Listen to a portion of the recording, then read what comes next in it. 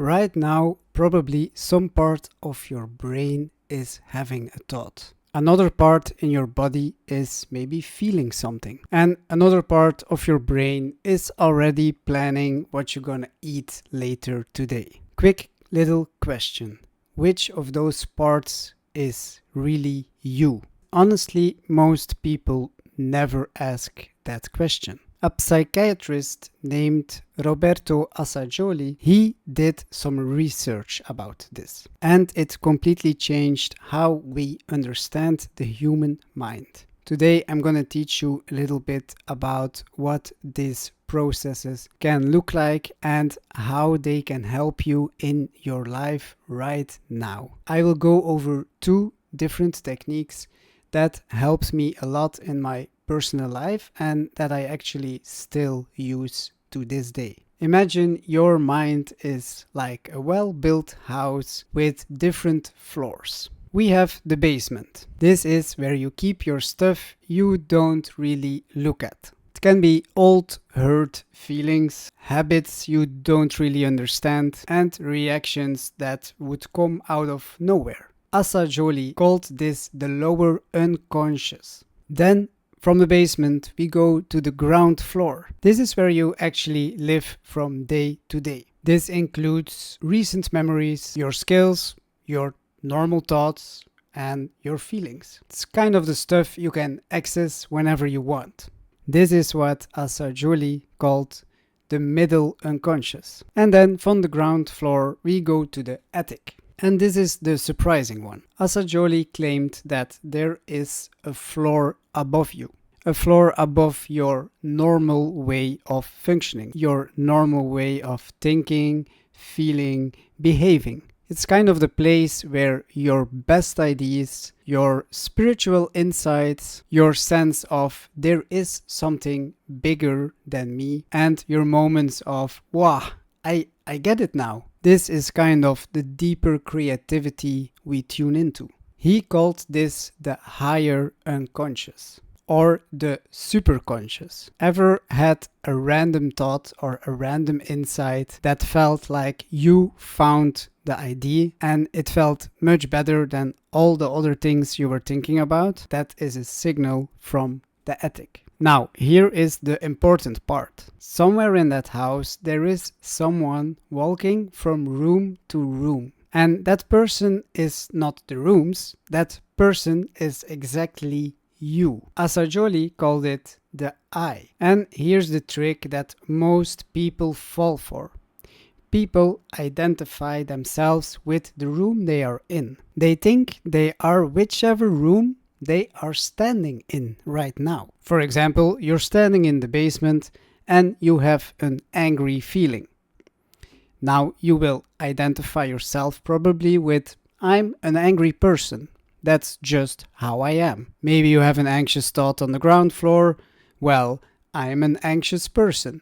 That's how I am. One important thing to remember in this is that you are not the room. You are the person that walks between the rooms, and you can decide whenever you want to walk out of a room or go into a room. And when that becomes a deliberate choice, it gets much easier to not identify ourselves with the room we are in, or with the emotions or thoughts we are having. And that's the entire theory in just one sentence. That's it. That's the whole map.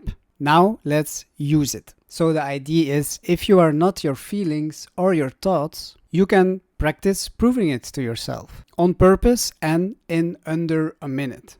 It's very easy and I will walk you through that process. Say it in your head, one line at a time, and pause between the lines. I have a body, but I am not my body. I have emotions. I can feel them rise and fall, but I am not my emotions. I have a mind and thoughts may pass through it all day long, but I am not my thoughts. I am the one who is aware of all those things happening inside of me. I am the center of pure awareness and choice. For example, I myself, I'm quite nervous when I'm having a meeting at work.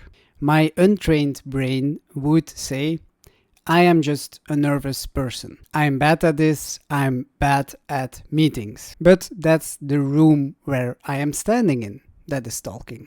It's not especially me. And what I now am training on in my daily life is trying to change I am this nervous person to there is nervousness in my body right now. I notice that nervousness. It's there. I don't neglect it, but I am not it. I am not this nervousness. So the feeling doesn't have to disappear. We acknowledge it, that it's there. By doing exactly that, you stop being run by it. You stop being controlled by it. The best exercise you can try out yourself is maybe you will have a strong emotion later on the day. Try to just notice it and say to yourself, I notice, I am feeling. And very important, follow it by I am not this feeling. Try to do it as many times as possible when a feeling rises up in you. And here is another technique that Assagioli used that I use myself, which helps me a lot. The idea is that you don't have a single personality. You have different kind of personalities, smaller ones, that at some point take over the show. Assagioli called them sub-personalities. It's sometimes very hard to notice when a sub-personality shows up in yourself. Think about how you act differently towards your grandmother than to your boss. And then the same with your best friend.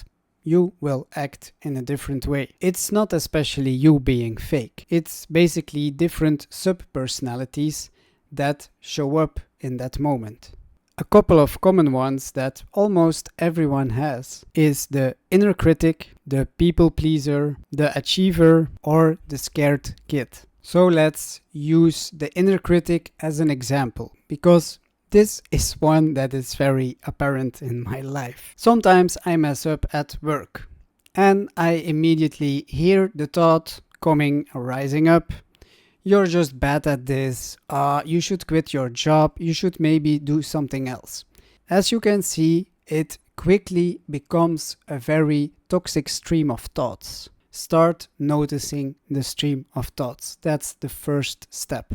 But then a big change is stop believing those thoughts. Stop believing them as it's the truth.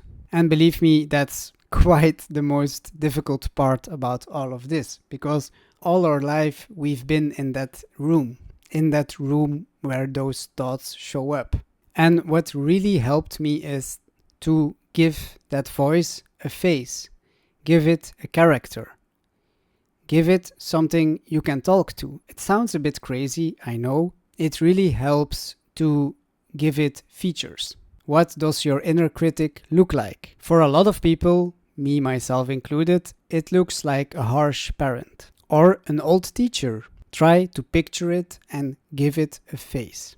This really helps. Also, this is a very big shift I made in myself. It's try to ask what it needs. It is to ask your inner critic what it is trying to do. Because the inner critic has a goal, and maybe that goal isn't quite clear for you. And this is the step which most people try to skip, but it's the most important one. Every sub-personality in you is trying to protect you from something. Maybe you've been hurt. The sub-personality will try to protect you from being hurt. And okay, maybe it's doing a very bad job at that, but the intention is protection.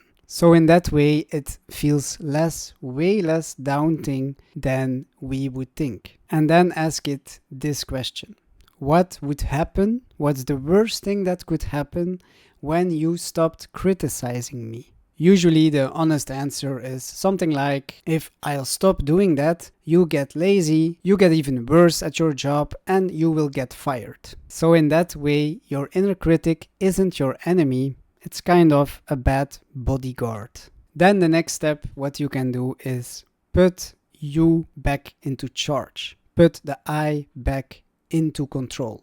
You can respond to the inner critic by saying, for example, I hear you and I know you are trying to protect me. Trust me, I've got this.